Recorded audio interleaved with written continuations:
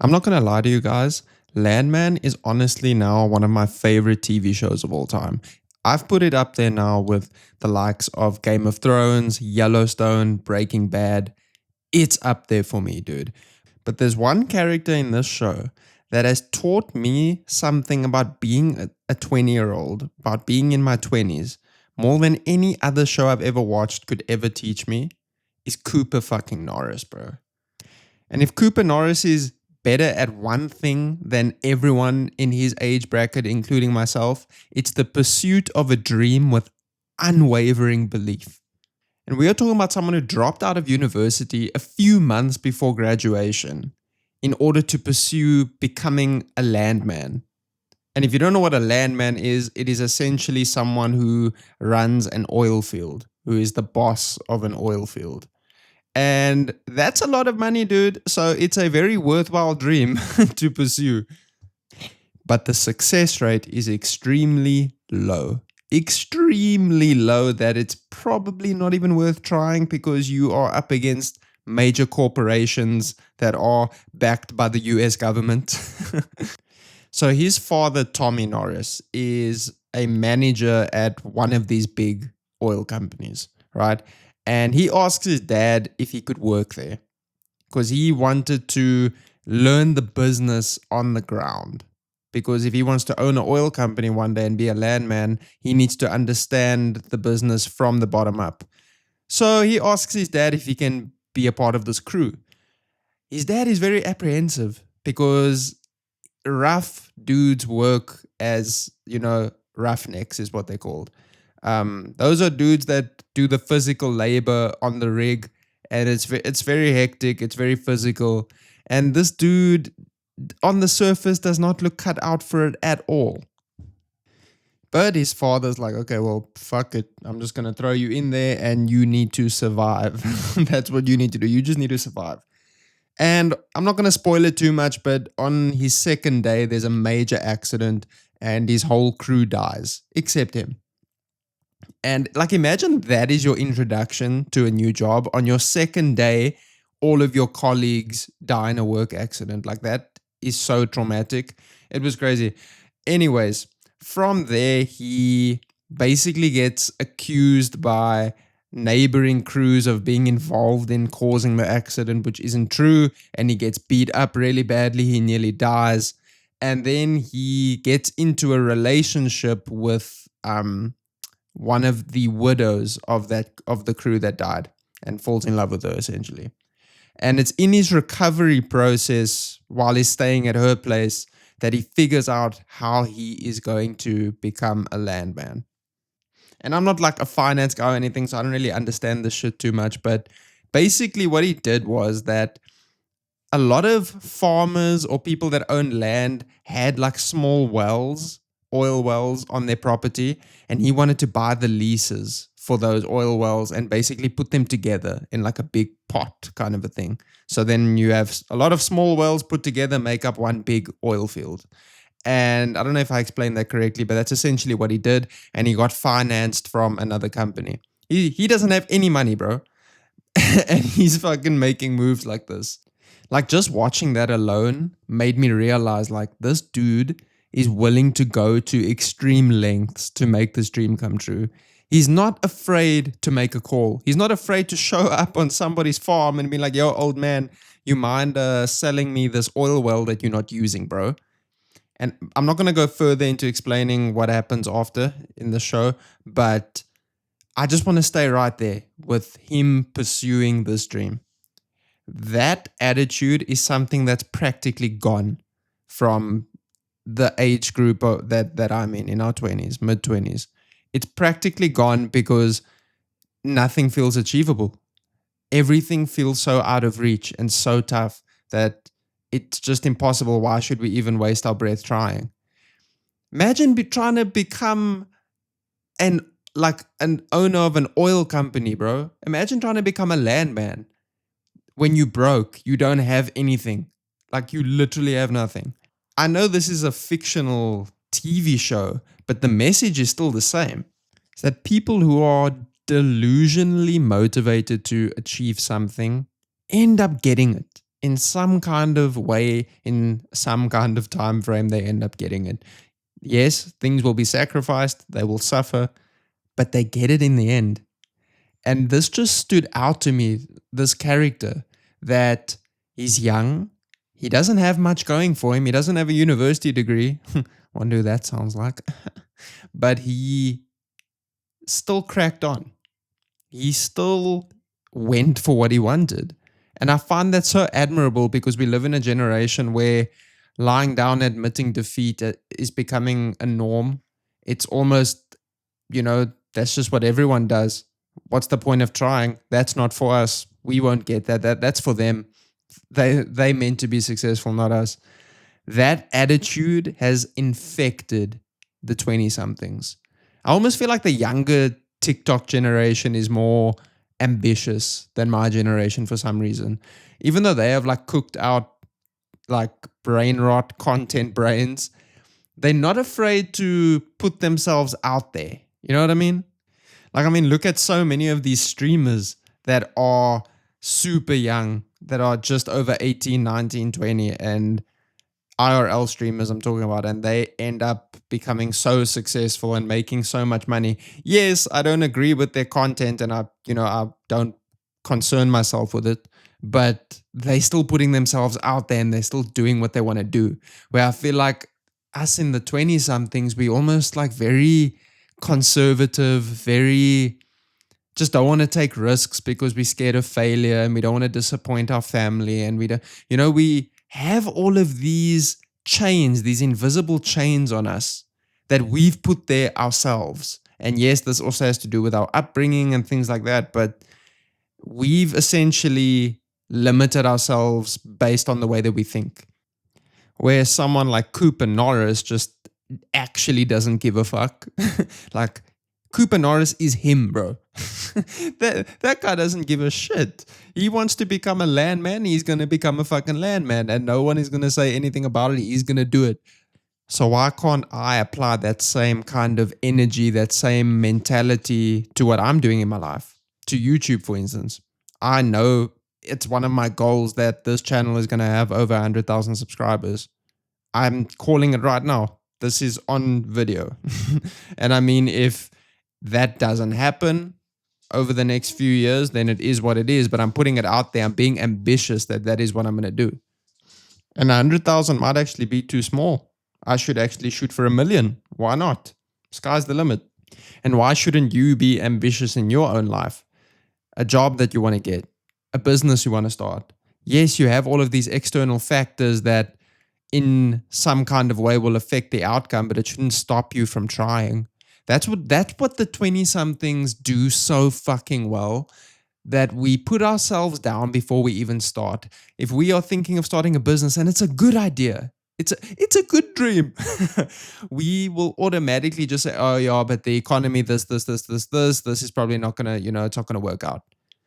Before we even start, bro, I can't even tell you how many times I've done that in my life, dude. I can't even tell you how many times I've done that I could have started this YouTube channel years ago, but I was too shy. I was too scared. I was too, that's not going to happen. I'm not going to be able to compete with this guy and this guy. And so what? You're not competing with anyone. You are literally doing something for you. And yes, I know technically if you're a YouTuber, you are competing against other creators. But in this context, I'm saying that it shouldn't stop you from becoming a creator. That's what I'm saying. And these kinds of stories that you tell yourself are so dangerous because it can prevent you from living the life that you were meant to live. A very good story.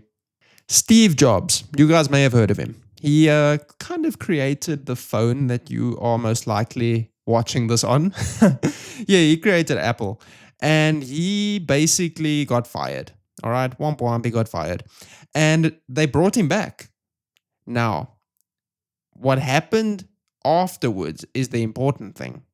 He then transformed them and made them even bigger into one of the world's leading phone tech companies, whatever you want to call it, to date. What if he didn't return? What if he said, nah, bro, you guys fired me, fuck that. I'm like moving on to a new path in life, bro. No, he came back because he wanted to pursue, he wanted to continue what he had built, continue doing what he was doing. You know, he built the shit in the first place, so he wanted to go see it through, take it to new heights. You know, he could have just quit there after he got fired and said, all right, I'm just gonna actually move into the mountains and become a nomad.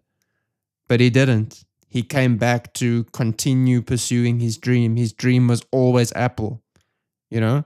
And I just think that's also a super motivational story because no matter what you think of the man, I know there's a lot of stories about him being a terrible boss and all these kind of things, but he was an innovator, and I would say he shaped the 21st century in a way that most men will never be able to do. So his story is quite worth looking into. So I'd almost say, in some kind of way, Cooper Norris has that Steve Jobs energy. But that energy is so lacking in our generation that it's almost worrying, because is that just what it's going to be? The 20 somethings feel so beaten down by the economy and things that are out of our control for sure. Housing is expensive, food is expensive, everything feels fucked. I get it. It's so over, dude. Yes, I get it. But that doesn't mean that we should all just be doomers and not have this kind of energy to create things, to pursue things, to dominate. And by that, I don't mean that your dream needs to be pursuing owning a mega organization that controls a part of the world's resources. I'm not talking about that. It could be just creating a fucking banging YouTube channel like this one. You know, what I'm saying is we need that energy to basically pursue what we know in our hearts to be for us, and to not have fear of rejection, fear of failure, fear of disappointing our parents, which is another big one, which is another big one. Like, people in their 20s, my generation, are so scared of disappointing their parents. It's fucking ridiculous. And I understand that you don't want to disappoint your parents because you want to make them proud because they gave up so much in their life to give you a good life and all that kind of thing. But actually being scared to disappoint your parents will end up disappointing your parents because you won't achieve your full potential. And I'm starting to realize that as I get older, that being so fearful of disappointing family members and friends, and even your partner, will lead to that exact outcome. And you can look at Cooper again. He wasn't scared of that shit.